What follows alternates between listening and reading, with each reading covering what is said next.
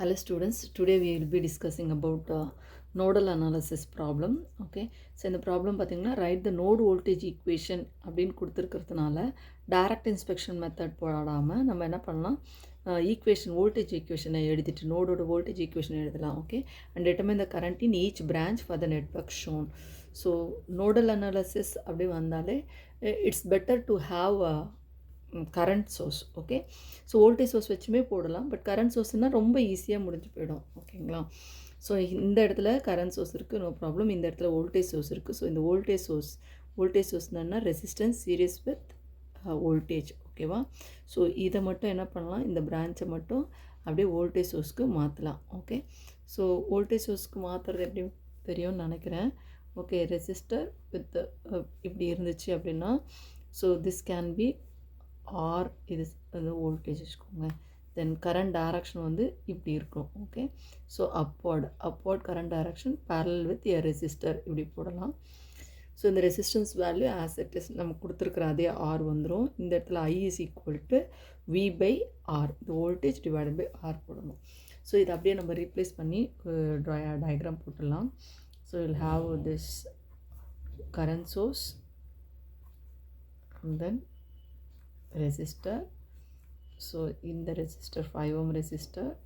So இது என்ன பண்ணணும், இது வரைக்கும் அப்படியே போட்டாச்சு கரெக்டாக. இந்த பிரான்ச் அப்படியே ரீப்ளேஸ் பண்ண போகிறேன். This is your 5 ohm resistor and then this is your 3 ohm resistor, 10 ohm resistor, this is 5 amps correct.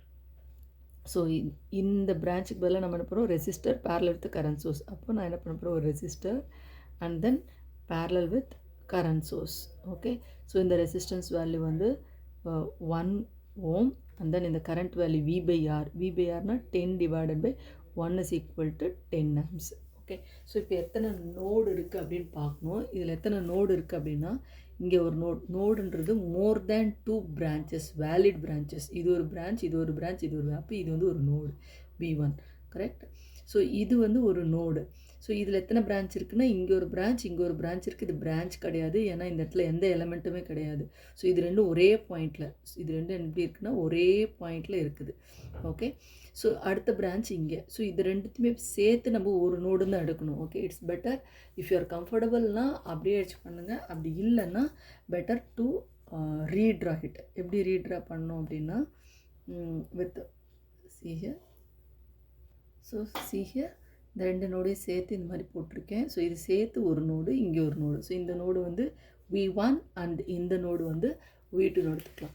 இப்போ நம்ம என்ன பண்ணலாம்னா கரண்ட் டைரக்ஷன் போடலாம். ஸோ இதுக்கு வந்து அப்வர்ட் டைரக்ஷன், அப்போது இது வந்து என்ன பண்ணலாம் டவுன்வர்ட் டைரக்ஷன், இது இந்த டைரக்ஷன். ஓகே, இது மாதிரி நம்ம வந்து கரண்ட் டைரக்ஷன் போட்டுக்கலாம். ஸோ நோடல் இதில் வந்து KCL ஈக்குவேஷன் அப்ளை பண்ணணும். கேசியில் என்ன சொல்லுவோம், incoming current sum of incoming current is equal to sum of the outgoing current. So இப்போ வந்து நோட் 1ன்னு எடுக்கிறேன்.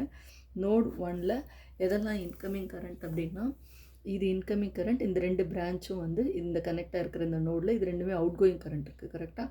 ஸோ இன்கமிங் கரண்ட்டு ஒரே ஒரு இன்கமிங் கரண்ட் தான். So 5 is equal to, so இதில் என்ன கரண்ட் அவுட் கோயிங் இல்லையா, அதனால ஈக்குவல் டு இந்த பக்கம் போடுறோம். V1 divided by 10 correct, plus this இந்த resistor is connected between two nodes. அப்போ என்ன பண்ணலாம், V1 minus V2 divided by 3ன்னு போடலாம். Okay, this is our first equation.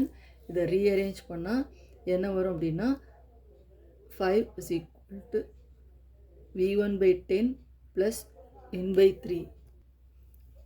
So இந்த மாதிரி ரீஅரேஞ்ச் பண்ணிவிட்டு then again 5 is equal to V1 தனியாக எடுத்துக்கோங்க. இதை சிம்பிளிஃபை பண்ண வேணாம். இந்த ஈக்குவேஷனை வந்து நம்ம என்ன பண்ணலாம் அப்படின்னா டைரக்ட் இன்ஸ்பெக்ஷன் மெத்தடில் வெரிஃபை பண்ணலாம். வெரிஃபை பண்ணால் தான் நமக்கு வந்து நம்ம போட்டிருக்கிறது கரெக்ட் அப்படின்னு தெரியும். ஓகேங்களா, ஸோ அதை ரீஅரேஞ்ச் பண்ணி இந்த மாதிரி எழுதியிருக்கேன். இப்போ செகண்ட் ஈக்குவேஷன் எழுத போகிறேன். செகண்ட் நோட் 2ல். ஓகே, நோட் 2ல் செகண்ட் ஈக்குவேஷன். அதுக்கு இந்த டயக்ராம் ஆகன்னு பார்க்கலாமா. நோட் 2ல் இது இன்கமிங் கரண்ட், இது இன்கமிங் கரண்ட், இந்த ரெண்டு அவுட் கோயிங் கரண்ட். ஓகே, இந்த கரண்ட் எப்படி இருக்குன்னா, as this resistor is connected between 2 points, 2 node connect ஆகிருக்கிறதுனால, ஓகே இந்த டைரக்ஷன் போட்டிருக்கிறதுனால நம்ம higher potential to lower potential தானே இது மூவிங். அதனால் V1 மைனஸ் V2 கரெக்டாக. So V1 minus V2 divided by 3 தான் இந்த கரண்ட்டு. ஓகே, அப்போ நோட் 2ல் இன்கமிங் கரண்ட் வந்து V1 minus V2 divided by 3. இன்னொரு இன்கமிங் கரண்ட் இந்த நோடில் எதுனா 10, அப்போ ப்ளஸ் 10. ஓகே, தென் இந்த ரெண்டு பிரான்ச்லேயும் அவுட் கோயிங் கரண்ட், அப்போது sum of these two current போடணும். இப்போ ஈக்குவல் டு இந்த ஃபஸ்ட் பிரான்ச்சில் இந்த கரண்ட் V2 டிவைடட் பை 5, அடுத்து V2 divided by 1. Okay, so இது எதுவுமே சிம்பிளிஃபை பண்ண வேண்டாம். சிம்பிளிஃபை பண்ணாமல் ஈக்குவேஷன் கண்டுபிடிச்சிட்டு அது டைரக்ட் இன்ஸ்பெக்ஷன் மெத்தடோடு வெரிஃபை பண்ணி பார்க்கலாம். ஓகே, ஸோ வாட் வி கெட்டுன்னா இதை அப்படியே அந்த பக்கம் எடுத்துகிட்டு போயிடுறேன். நான் ரீஅரேஞ்ச் பண்ணுறேன். சி ஹியர் V2 இது அப்படியே வச்சுட்டு இதை அந்த பக்கம் எடுத்துகிட்டு போனால் minus V1 by 3 plus V2 by 3. Okay, so இப்போ என்ன பண்ணலாம், V1 ஒரு இடத்துல எடுத்துகிறேன், minus 1 by 3 into V1. Correct. V2 எதெல்லாம் இருக்குது, V2 1 by 5 plus 1 by 3 plus 1 is equal to 10. Okay, இதான் நம்மளோட செகண்ட் ஈக்குவேஷன். ஸோ இதை வந்து டைரக்ட் இன்ஸ்பெக்ஷன் மெத்தடில் நம்ம வெரிஃபை பண்ணி பார்க்கலாம். ஸோ டைரக்ட் இன்ஸ்பெக்ஷன் மெத்தட் இது வந்து நம்மளோட வெரிஃபிகேஷனுக்கு தான். Direct inspection method. Okay, direct inspection மெத்தட்லேயும் அதே தான். என்ன அப்படின்னா இந்த இடத்துல conductance, correct, voltage matrix is equal to current மேட்ரிக்ஸ்னு இருக்கும். இதான் வந்து ஓகே, கண்டக்டன்ஸ் அப்படின்னா ரெசிப்ரோக்கல் ஆஃப் ரெசிஸ்டன்ஸு. ஸோ இதில் எத்தனை நோடு இருக்குன்னா 2 நோடு, அப்போ 2/2 மேட்ரிக்ஸ் தான் நமக்கு வரும். ஸோ இந்த இடத்துல என்ன இருக்கும் அப்படின்னா G11, correct, G12, G21, okay, and then G22. Okay, notes வந்து V1, V2 and then I1, I2. இது கிராஸ் வெரிஃபிகேஷனுக்காக நம்ம போடுறோம். ஓகேங்களா.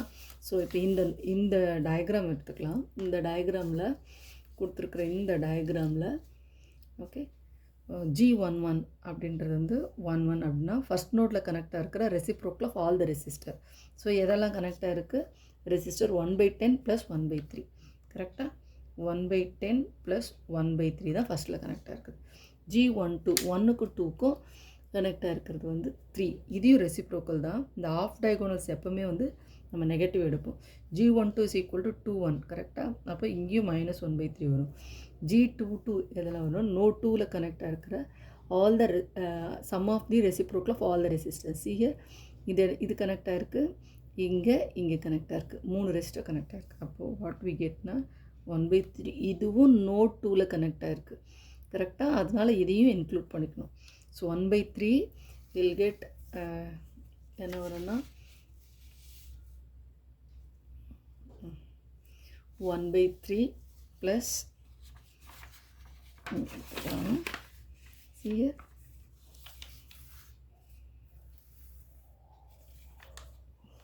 1/3 ப்ளஸ் 1/5 ப்ளஸ் 1/1, கரெக்டாக.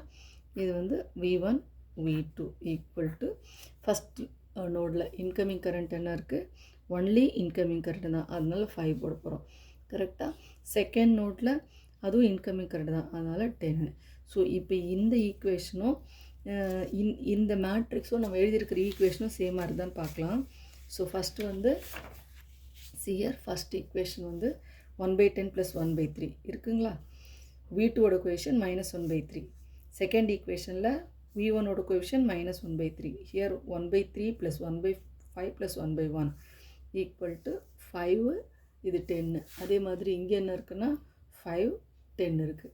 ஸோ இப்போ நம்ம போட்ட ஈக்குவேஷன், நோடல் ஈக்குவேஷன் கரெக்ட் அப்படின்னு எடுத்துக்கலாம். ஓகேவா. ஸோ இந்த ஈக்குவேஷன் எழுதியிருக்கேன்.